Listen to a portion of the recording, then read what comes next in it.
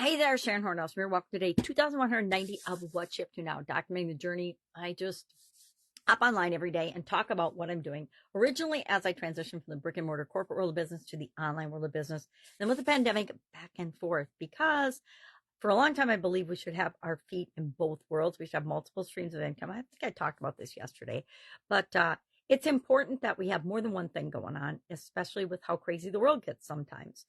We are in a tough season, I think, as a world. And the world, just like everything else, goes in ebbs and flows. Heard Tony Robbins being interviewed by Tucker the other day, and it reminded me of how much I think like him. I think because I've followed him for so long, it's just really interesting. But he's talking about how we are now in the winter season. Winter comes after, there's winter, spring, summer, fall, right?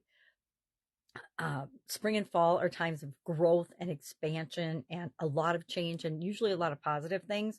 Summer is, just the coasting type period. And the winter is a tough time when we wonder if it's ever going to get over. And if you live where it's cold, like I do, you know exactly, you really can relate to that metaphor because the seasons are something that we experience. I live in Wisconsin, and so we have all four seasons, and they're distinct and clear and different. They're different all the time, but they come every single year, right? Every year we have a winter. Every year we have spring following winter. And a lot of time during the winter, we get cabin fever and we're like, is this ever going to be over? Is the sun ever going to shine? I remember just a week or so ago thinking, it's been like a month since the sun actually broke through the clouds. Then we had about 4 or 5 sunny days in a row, but it got really, really cold. So there's the good, the bad. With the bad, there's the positive and negative of everything. And it's how we decide to respond to it that really matters. So today, second day in a row, I've had to do a video twice, which is, technologically frustrating, but I'm like, hey, it just is what it is. Why do I get frustrated at all or upset about it? Just do it. Right. And I've come to learn that if something goes and goes in cycles and it doesn't process right away, it's probably not going to process and I might as well just do it again. So 2 days in a row, it took me 2 days to figure that out. It's like, okay, just redo it. So I did that and kind of takes a toll on my voice. Excuse me. There we go. So what am I working on today? This year, our annual challenge is the Let's Grow annual challenge. We're doing one thing every day to grow.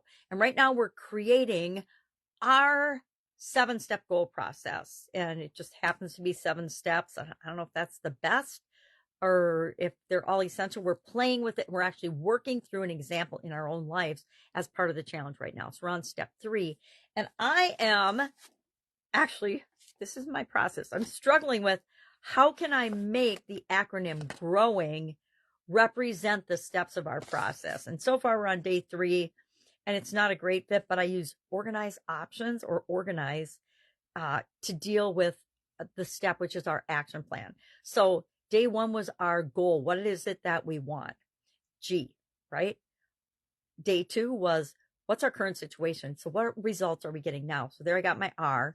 And then today it's action plan. What's our action plan? Is step 3. So I'm going to go with organize options right now, or organize, because you want to organize.